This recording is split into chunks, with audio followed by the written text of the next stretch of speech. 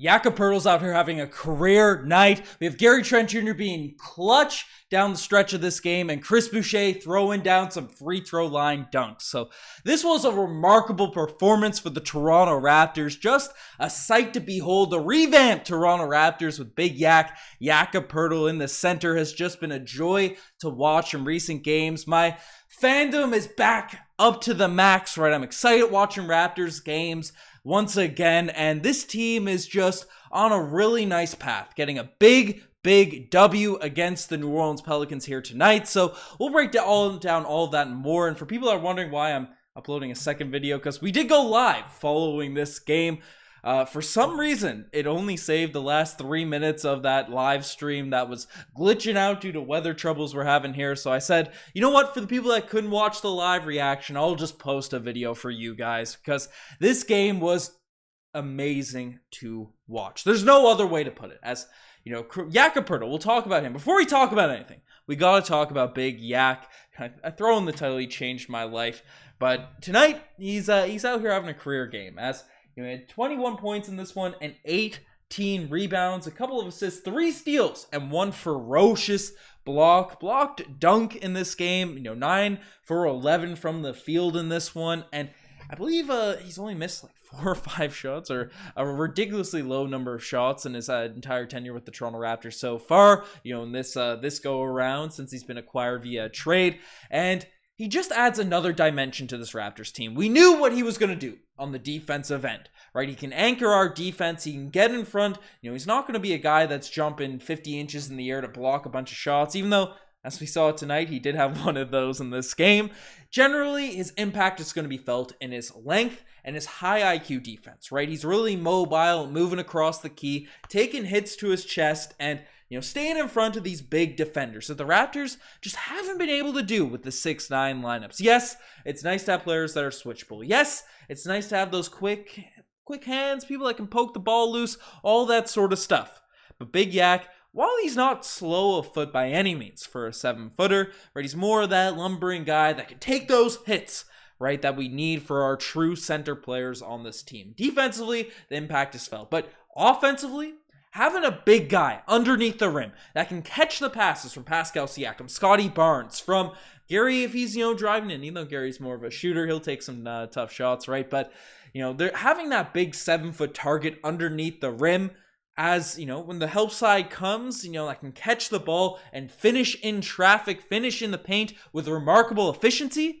It's just a pleasure to watch as a Raptors fan, right? That's a huge part, as a lot of offenses are sort of based on players cutting through the dunker spot and having a high IQ enough to know where to be, not to get in the driver's way, right? Not to just chill outside the three-point line if you're not much of a three-point shooter. And Jakob Poeltl, his floor court awareness is very strong, as he knows where to get to those dunker spots. He just always seems to, slip his way in to the perfect position to catch a pass, or to whether the pass is there, or to position himself for an offensive rebound. And that's something we've barely seen for this Raptors team, getting some offensive rebounds since we've switched to the 6'9" lineup. So Jakob Poeltl, remarkable impact on this game. Again, career high in terms of rebounds. He's defensively doing everything. And his chemistry with Pascal Siakam. And when Fred VanVleet was playing, Fred VanVleet has looked great. So I don't know. All praise to Masai Ujiri for making this deal go down. It's even though no other moves were made as we expected,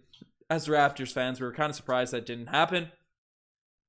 This Jakob Poeltl deal in itself, the impact that he's having is truly remarkable on this team. We've had one tough loss to the Utah Jazz in the Jakob Poeltl era, but things have looked good. But we had some big moments in this game, as Pascal Siakam also had a strong performance in this one, especially for the first 3.5 quarters of this game. Right, 26 points. 4 rebounds, 5 assists. Sorry, I can't read right now. But 9 to 21 from the field, and overall, Pascal Siakam was great. Now, at the end of this one, the Pelicans made their way back, and a part of it was from the heroics of Brandon Ingram, but a part of it definitely is Pascal Siakam. While he was feeling good, and he was hitting some tremendous mid-range shots, getting to his spots, in that sort of 10 to 15 foot, space area on the court, and knocking them down at a very high clip. Right at the end of the game, even though he's feeling good for the game, sort of cooled off a little bit, was taking some tougher shots, and what really has set Pascal Siakam apart this season is his growth as a playmaker. Now, he did make some gorgeous passes to Jakob Poeltl, but I thought in the last 4 or 5 minutes of the game, he did force up some extra shots, which you don't mind. You know, he's our number one option. You want him taking the shots down the stretch of a game. But on the final possession, he made the sort of pass that a lot of people were hoping for. And in the clutch, I made it known. I want the ball to be shot by either Scottie Barnes or Gary Trent Jr. You know, if Scottie Barnes, if he's going to attack the rim, do one of his post hooks, or if it's a jump shot, I want it in Gary Trent Jr.'s hands because this man's clutch. And tonight, he looked like the star boy at the end of this game because this man was clutch, hitting a dagger 3 to take out the New Orleans Pelicans. We're up by 2, you know, with a few seconds left, you know, not less than a shot clock left. And Gary Trent Jr. catches a pass, gorgeous pass from Pascal Siakam, and knocks down that shot, which was, I don't know, the Raptors have sold a bunch of games late this season. You know, we go on runs, we look promising, and then the fourth quarter we sort of collapse. I wouldn't call this a collapse.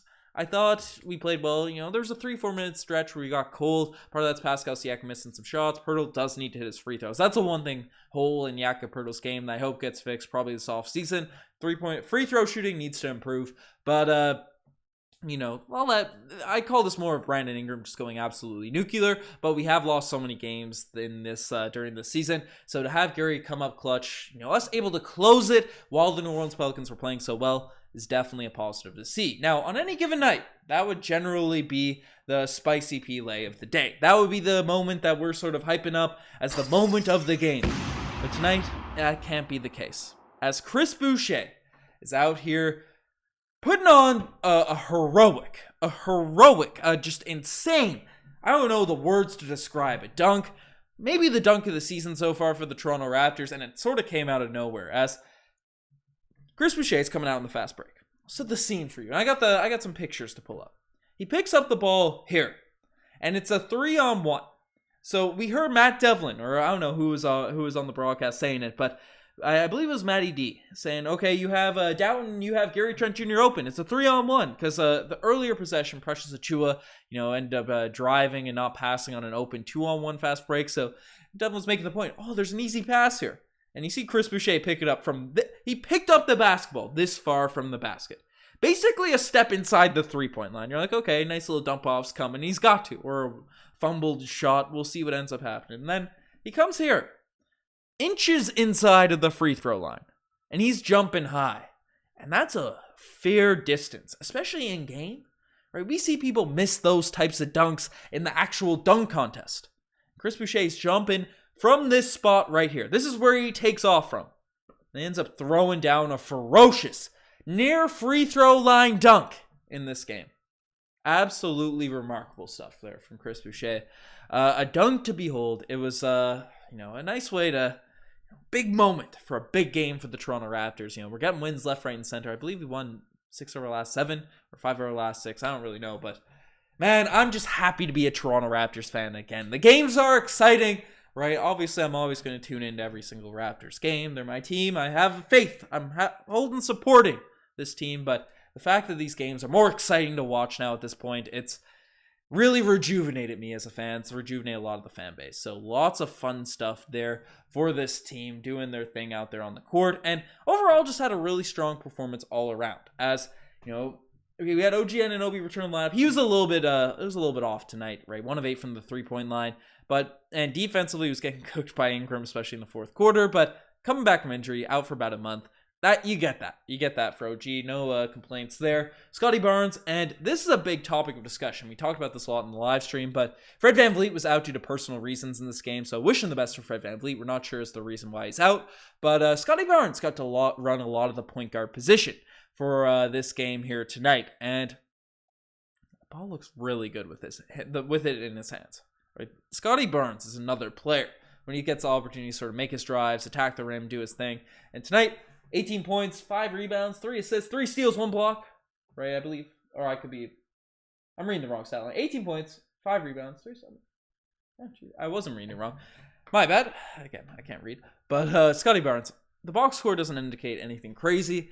but the eye test shows Scottie Barnes just looks a lot more freer. You see more of that superstar, that nascent all-star potential in Scottie Barnes when the ball is in his hand. So that's one of the positives of Fred being out, even though I do think this team is better with Fred VanVleet in the lineup. I think he adds another dimension, but the one thing about Fred VanVleet is I think he gets overworked, then he gets cooked on defense, then he gets injured, and then he looks bad, right? That's a continuous cycle for Fred VanVleet this season, and really the past year, right? The calendar year. This time last year, we started to see the injuries happen, the defense start to fall off.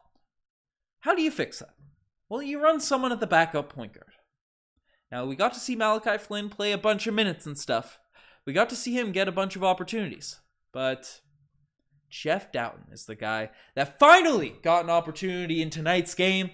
And 5 points, 3 assists, 1 rebound on 19 minutes, which I love the 19 minutes, right? If you're giving him an opportunity, don't give him 5 minutes. Let him have some run out there. Give us a sample size, right? Let's sink our teeth into the Jeff Doughton performance. And while the box score isn't anything, again, tremendous, it's not something that you're just going to be shook by. So you flip the morning paper and you're peeping the box score.